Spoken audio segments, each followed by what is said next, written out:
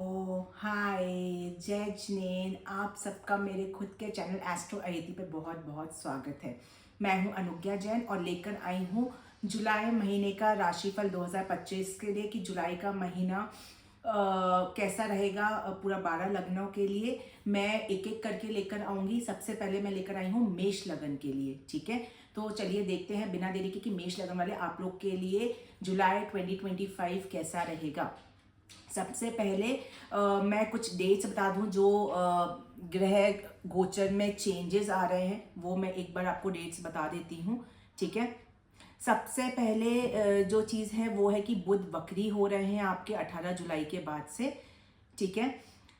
दूसरी चीज़ है कि जो बृहस्पति हैं वो राहु के नक्षत्र में आ जाएंगे, ये भी एक बहुत बड़ा चेंज है। शुक्र जो कि 26 जुलाई तक अपने ही राशि में भ्रमण कर रहे थे, अब वो अपनी राशि से निकल के मिथुन राशि में प्रवेश करेंगे 26 जुलाई को, ठीक है।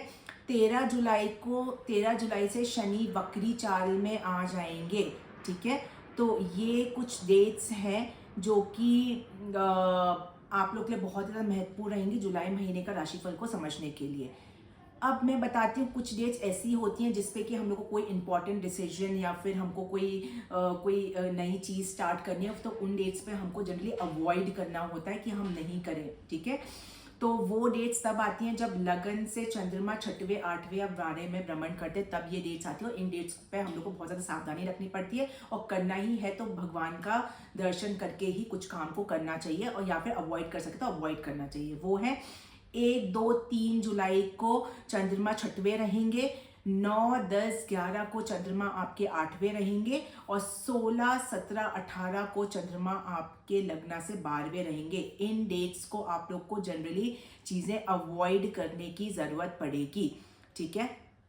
अब इन जनरल पहले समझते हैं सारे प्लैनेट्स की कंडीशन, उसके बाद फिर हम लोग एक एक करके चीज़ों को देखेंगे, ठीक है।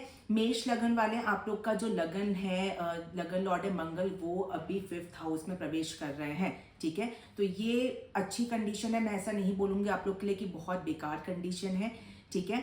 मर्करी जो है अभी आप लोग के 4th हाउस में चल रहे हैं, तो जब वक्री होंगे तब आपको थोड़ा सा ध्यान देना पड़ेगा। मर्करी के कंडीशन की मैं बात कर रही हूँ, ठीक है। मतलब कि आपको 18 जुलाई के बाद से थोड़ा सा चीज़ों पे ध्यान देना पड़ेगा। अब सूर्य का जो फर्स्ट हाफ आपका है वो अच्छी कंडीशन में है। सूर्य का जो सेकेंड हाफ है वो भी मतलब एवरेज ही से भी ऊपर, मतलब थोड़ा ठीक ठाक रहेगा, ठीक है। सूर्य की कंडीशन, वीनस जो है वो आपका 26 जुलाई तक बहुत अच्छी कंडीशन में है। 26 जुलाई के बाद में थोड़ा सा वीक हो जाएगा, ठीक है। राहु अच्छे कंडीशन में है। शनि कुछ चीज़ में अच्छे हैं, कुछ चीज़ में बुरे हैं, ठीक है। तो अपन लोग चलो डिटेल में इस चीज़ को समझते। सबसे पहले अपन लेते हैं करियर प्रोस्पेक्ट से आपका ये जो महीना है वो कैसा रहेगा। देखो 10th हाउस जो करियर हाउस है, सबसे पहले उसकी बात करेंगे।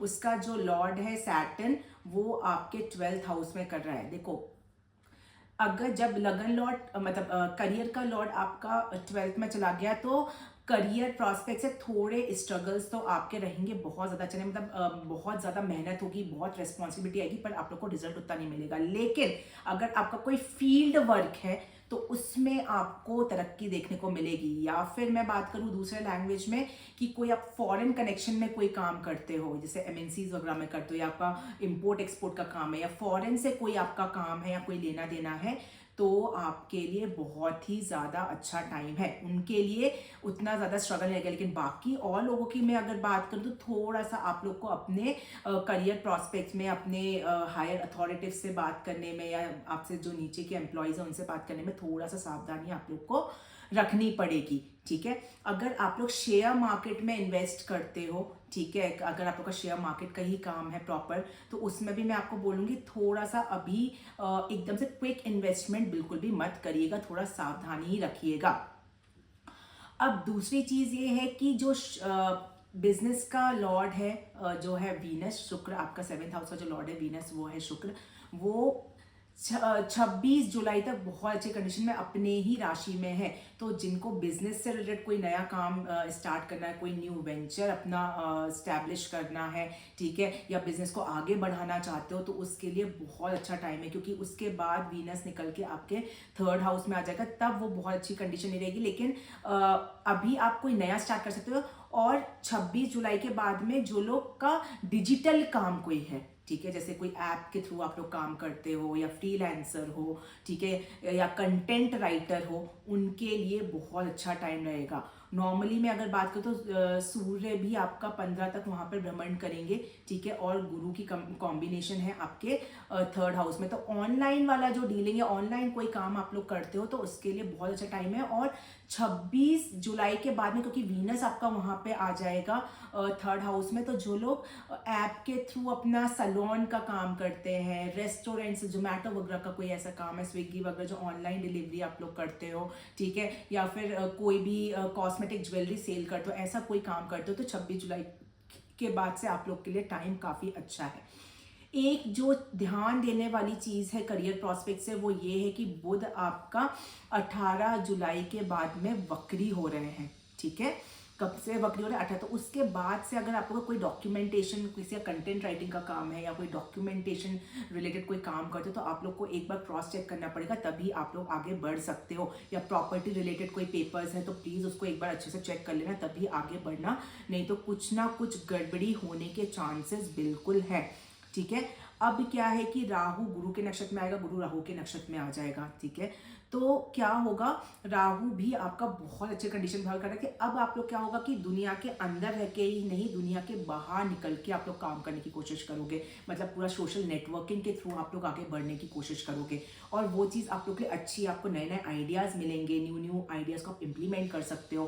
करियर प्रॉस्पेक्ट में हाई लेवल पे आप जा सकते हो, लेकिन वही है कि प्रॉब्लम के साथ होगा। लेकिन अगर आप फॉरेन कनेक्शन में करो, तो उसके लिए तो मैंने आपको ऑलरेडी बता दिया कि बहुत ज़्यादा अच्छा रहेगा। अच्छा, कोई लोग क्रिएटिविटी में है, तो उसमें भी आपकी, क्योंकि मार्स और केतु का फायर एनर्जी है 5th हाउस में, तो थोड़ी सी इंटेंस एनर्जी है। तो कुछ ट्रैवल करके, अगर आप लोग, जिस मान लो होता है ना कि हम लोग अपनी फेयर लगाने के लिए कहीं ट्रैवल करके जाते हैं कुछ, तो उसके लिए थोड़ा सा आप लोग को सेफ्टी रखना पड़ेगा, ठीक है। तो ये था करियर प्रॉस्पेक्ट से। अब मैं नेक्स्ट आती हूँ फिनेंसेस आपके कैसे रहेंगे। मैंने जैसे बताया करियर प्रॉस्पेक्ट में कि थोड़ा सा टफ रहेगा, लेकिन कोई फॉरेन कनेक्शन करके तो फॉरेन कनेक्शन में कोई आप लोग करते हो, तो उसमें आप लोग की तरक्की बहुत अच्छी होगी, फाइनेंसिस भी आपके बहुत अच्छे रहेंगे। राहु ऑलरेडी आपके 11th में कर रहा है, तो फाइनेंसिस में तो मुझे कहीं कोई दिक्कत नहीं दिख रही है।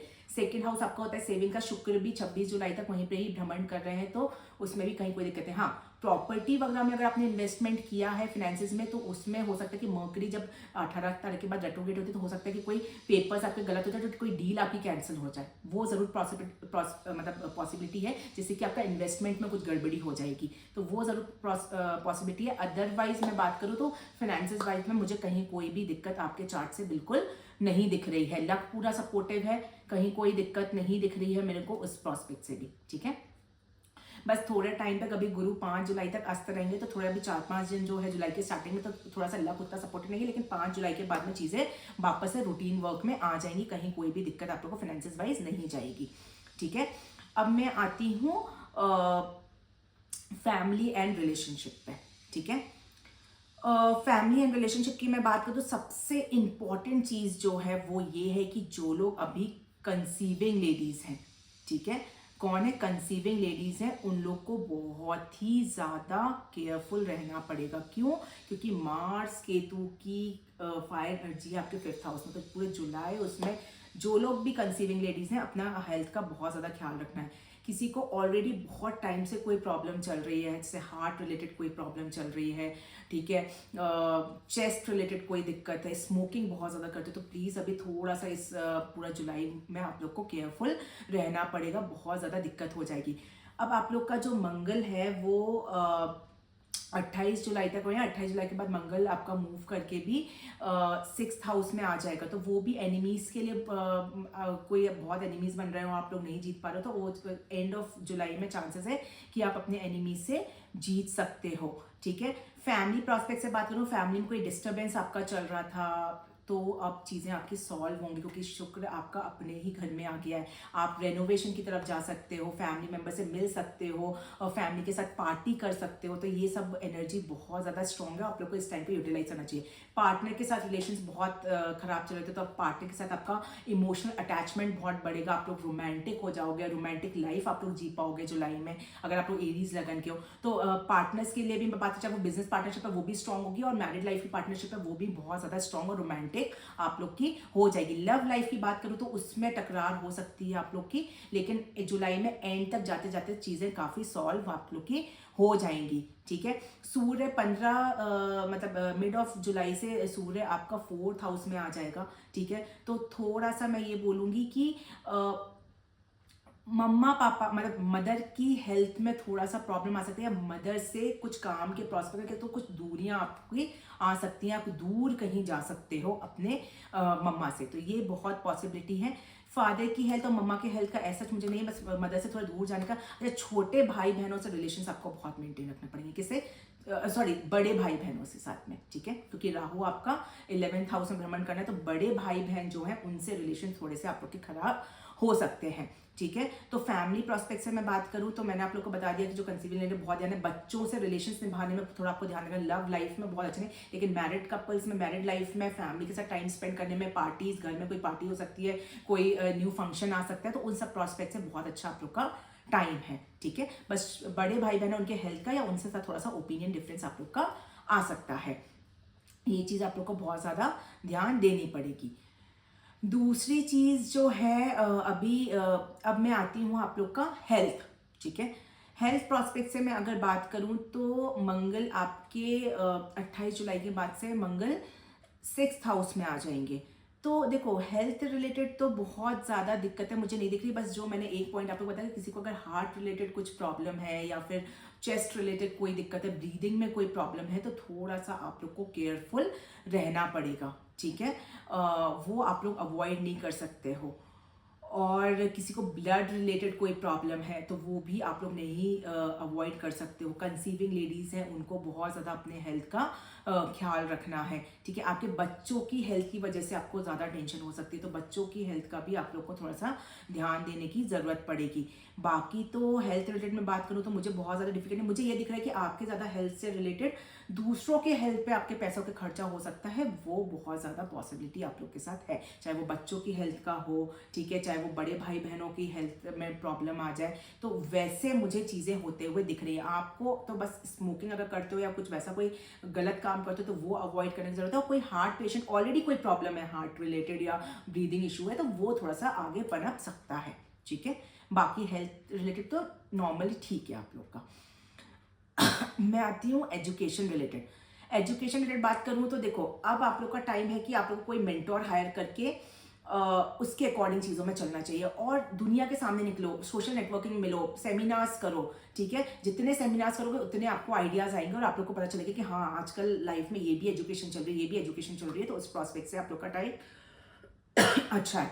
अच्छा, कोई लोग हायर एजुकेशन करना चाहते हैं फॉरेन से, तो उसके लिए टाइम बहुत अच्छा है, लेकिन अभी ट्रैवल अवॉइड करने की थोड़ा सा मैं बोलूँगी, तो अभी कोशिश करो कि पढ़ाई वगैरह करो, लेकिन ट्रैवल आप लोग अभी एग्जाम दे लो, ट्रैवल आप लोग अगस्त में करने की कोशिश करना। हायर एजुकेशन के लिए किसी भी वे में ट्रैवल अभी अवॉइड करने के लिए मैं बिल्कुल बोलूँगी। ठीक है, थोड़ा सा ऐसा देखो आप लोग का जो फोकस है या कंसंट्रेशन है वो तो बहुत अच्छा लगा, क्योंकि मंगल काफ़ी अच्छे कंडीशन में है, और एंड ऑफ जुलाई आते आते कोई कॉम्पिटेटिव एग्जाम है आपका, तो वो भी आप लोग फाइट करके और जीतने की बहुत ज़्यादा आपके उसमें चांसेस है। मेहनती बहुत हो जाओगे, क्योंकि सूर्य गुरु का ऑलरेडी कॉम्बिनेशन आपका 3rd हाउस में चल रहा है, मेहनत बहुत करोगे, मेहनती बहुत हो जाओगे, उस प्रोस्पेक्ट से बहुत ज़्यादा आप लोग का टाइम अच्छा चल रहा है, कहीं कोई दिक्कत नहीं। बस हाँ ये हो सकता है फैमिली कोई इवेंट आ जाए तो थोड़ा सा कुछ दिन आपके खराब हो जाए पढ़ाई से रिलेटेड, वो पॉसिबिलिटी है, लेकिन एजुकेशन रिलेटेड भी आप लोग का टाइम बिल्कुल भी अच्छा, जो डिजिटली कोई बाहर की लैंग्वेज का कुछ सीख रहे हैं उनके लिए बहुत टाइम अच्छा है।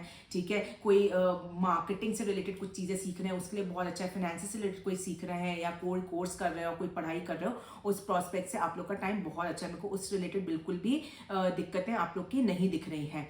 ठीक है, अब मैं ये बोलूँगी कि अगर आप लोगों को कुछ उपाय मैं बताऊं जो आप लोग खुद करना चाहते हो, वो है कि अगर आप कोई ज़रूरतमंद को कोई भोजन कराएंगे तो आप लोग के लिए बहुत ज़्यादा अच्छा रहेगा।